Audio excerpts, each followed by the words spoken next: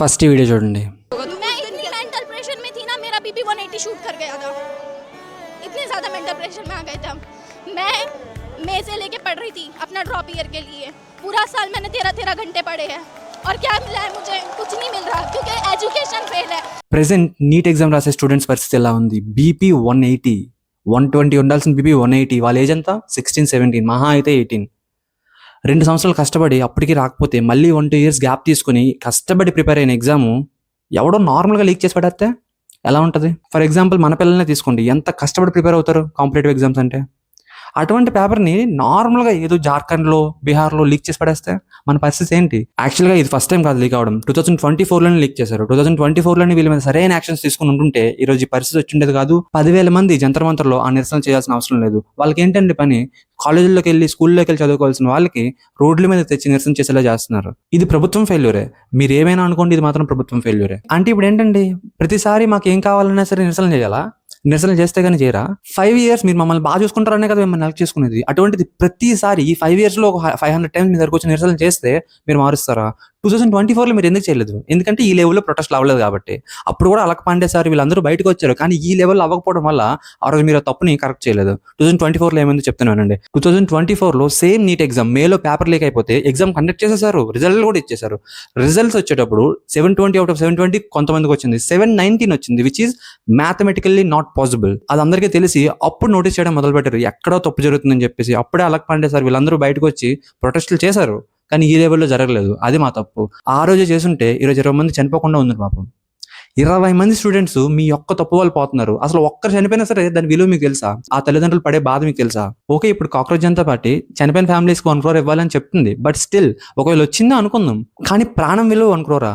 ఇప్పుడు మన సమాజం నుంచి కొంతమంది మహాపురుషులు పుట్టుకొస్తారు. ఏమని? ఇప్పుడు ఎడ్యుకేషన్ మినిస్టర్ని తప్పించేస్తే ప్రాబ్లం సాల్వ్ అయిపోతుందా? సిస్టమ్ లో ఉంది ప్రాబ్లం, సిస్టమ్ అంటారు. ఈ వీడియో చూడండి. अगर धर्मेंद्र प्रधान का रिजिग्नेशन हो गया तो हम सिस्टम कैसे बदलेंगे? सर आप कौन से न्यूज चैनल में काम करते हैं? मैं नागपुर से हूँ, मैं कंपनी में काम करता हूँ। करते ग्रेटर हैं। नोएडा में रहता हूँ। अगर आप 1-2 बार गलतियां करोगे तो आपको जॉब पर रखेंगे? करेक्ट है, उनको निकाल दिया। सपोज फॉर नहीं एग्जाम्पल मैं लेट मी कंप्लीट। आपको जॉब पर रखेंगे? नहीं रखेंगे, क्यों नहीं रखेंगे? क्योंकि मैं सफिशिएंटली मैंने काम कर किया नहीं एग्जैक्टली जो मुझे अकाउंटेबिलिटी और उसके बाद आपके साथ जो लोग वहाँ काम करते थे उनके मन में एक डर बैठेगा कि अगर हमने काम नहीं किया तो जैसे आपको निकाला वैसे हमें भी निकाला जाएगा। राइट, आज वो डर नहीं है इस सरकार के किसी भी मंत्री में। ఈ రోజు ఎడ్యుకేషన్ మినిస్టర్ని తీసేస్తే రేపొద్దున ట్రాన్స్పోర్టేషన్ మినిస్టర్, ఆ రేపొద్దున రైల్వే మినిస్టర్, ఆ రేపొద్దున హోమ్ మినిస్టర్, ఎవరైనా తప్పు చేయడానికి భయపడతారు. వాడిని తీసేశారు, రేపొద్దున తప్పు చేస్తే నన్ను కూడా తీసేస్తారని చెప్పే భయం వాళ్ళ గుండెల్లో ఉంటది. తప్పు చేయడానికి భయపడతారు. నేను ఏ పొలిటికల్ పార్టీకి ఇంక్లైన్డ్ గా ఉండను, కానీ ఏదైతే కాక్రోచ్ జనతా పార్టీ చేస్తుందో అది 100% రైట్, 101% రైట్. అందుకే ఈ రోజు వాళ్ళకి డిఫరెంట్ సోర్సెస్ నుంచి సపోర్ట్ వస్తుంది. సోనం వాంగ్చుక్ అతను ఎక్కడండి? లడ్డాక్ లో ఉన్న అతను. అక్కడ యాక్టివిస్ట్ ఇక్కడికి వచ్చి ప్రొటెస్ట్ చేస్తున్నారు. 21 days హంగర్ స్ట్రైక్ చేసిన తర్వాత 21 days వరకు ఏం చేశారు అసలు గవర్నమెంట్? నాకు అర్థం కాదు. ఈ లోపు అతను చనిపోని మేము ఆన్సర్ చేయం. ఇది ఎలా అయిపోయిందంటే ఒక డిక్టేటర్షిప్. మేము ఎవరికి ఆన్సర్ చేయం. నిజం చెప్తున్నాను కదా, ఇంతవరకు నాకు ఒక ఫీలింగ్ ఉండేది నెక్స్ట్ టైం కూడా బీజేపీ వస్తుందని చెప్పేసి.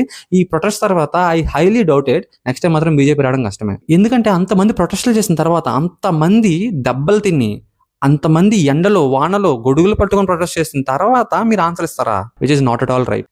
ఈ ప్రాబ్లం క్యూర్ ఒకటే, ఈ నేషనల్ టెస్టింగ్ ఏజెన్సీ ఏదైతే ఉందో దీన్ని కోకట వేలతో సహా మొత్తం డిమాలిష్ చేయాలి. ఏదో ఒక కొత్త బాడీని క్రియేట్ చేయాలి, ఆర్ఎల్స్ ఓకే నేషనల్ టెస్టింగ్ ఏజెన్సీ అనే ఉంచండి దాని పేరు, కానీ మొత్తం మార్చండి, మొత్తం సిస్టాన్ని మార్చండి. ఎందుకంటే ఇన్ని పేపర్ లీకులు జరుగుతున్న తర్వాత కూడా దీని మీద మీరు నమ్మకం ఎలా ఉంచగలుగుతున్నారు నాకు అర్థం కావట్లేదు.